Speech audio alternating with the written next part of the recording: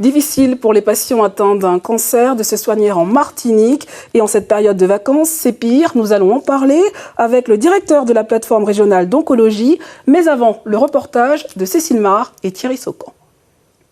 C'est un séisme qui ébranle toute une vie, un diagnostic de cancer. Ce séisme, Jean-Pierre Jean-Joseph l'a connu lorsqu'en 2019, il apprend qu'il a un cancer agressif de la prostate. Il se soigne, guérit, retourne au travail et au carnaval dont il est l'une des figures. Mais cette année, le cancer récidive. Et à la maladie s'ajoute une autre difficulté, il doit partir en France, faute de place ici. C'est vrai, lorsqu'on entend à la télé, ouais, il faut partir en France, bon, c'est vrai, ça nous passe dans la tête. Mais lorsqu'on est dans le cas, c'est là qu'on voit comment c'est difficile. Et c'est très, très, très difficile. Lorsque vous recevez un mail et qu'on vous dit, monsieur, il faut être patient, c'est compliqué d'avoir des rendez-vous. Et en ce moment, au centre hospitalier universitaire de la Martinique, ça vous fait quelque chose. Ce qui manque à Jean-Pierre, c'est le fameux TEP-scan, outil de diagnostic promis depuis 2 ans et toujours pas en service. Celui de Guadeloupe est en panne. Le système de santé si performant se dégrade. Il manque des médecins généralistes et des spécialistes du cancer, les oncologues. Il en faudrait au moins 6 ou 7 et aujourd'hui, en activité là, il y en a 4 quoi. Et ils vont être 3 bientôt à partir du mois de septembre.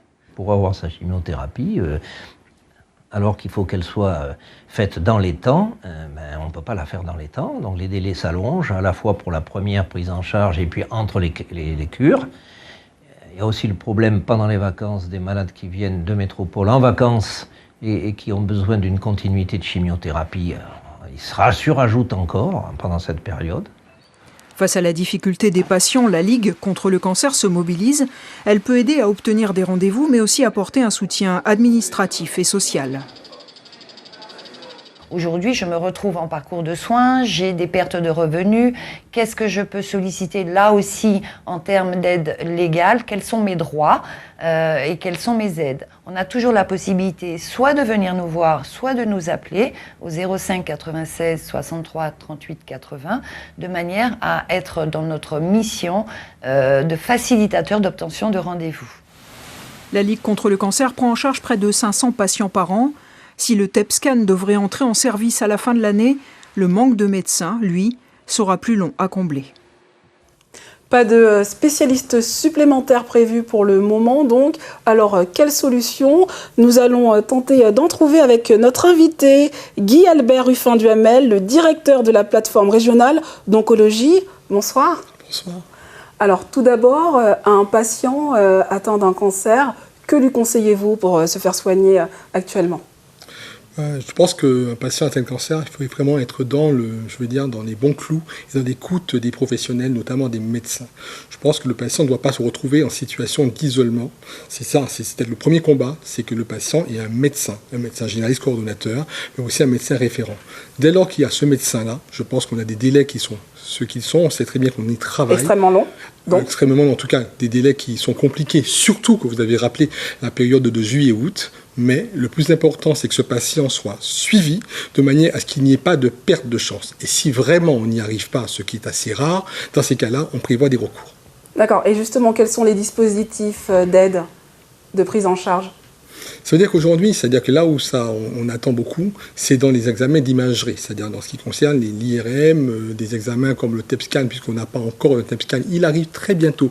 C'est pas une promesse faite comme ça, c'est-à-dire c'est une promesse qui est aboutie, puisque cet appareil sera fonctionnel dans les toutes prochaines semaines.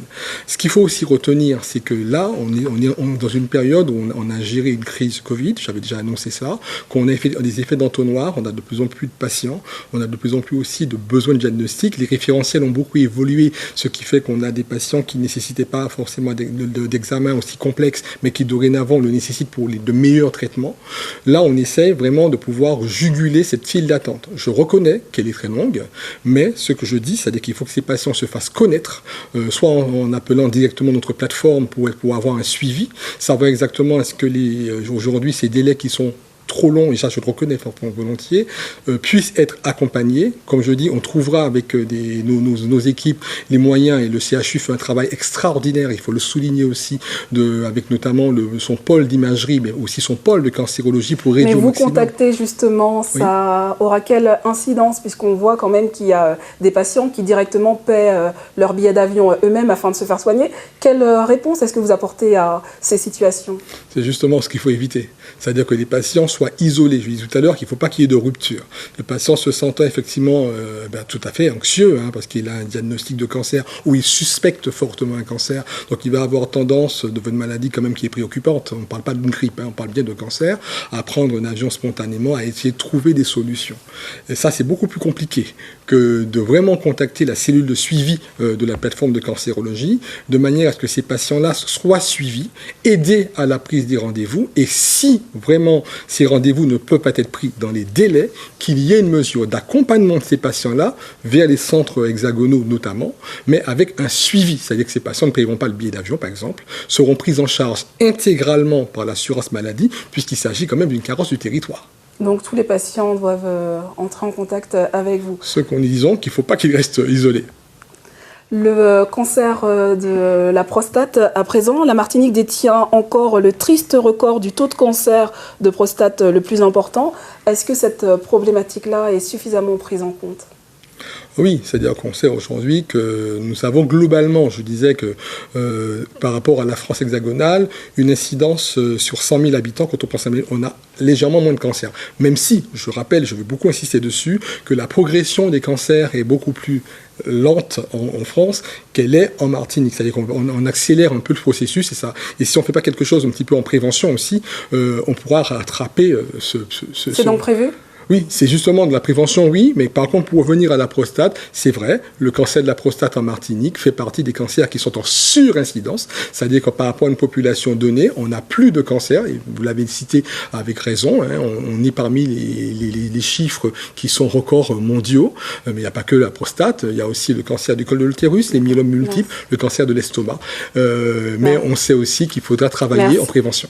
Merci beaucoup Guy-Albert Ruffin du ML, directeur de la plateforme régionale d'oncologie. Merci. Merci encore. Cahiers de texte et autres fournitures scolaires recueillies dans 13 points de collecte ce week-end. À l'approche de la rentrée, la Croix-Rouge vous proposait de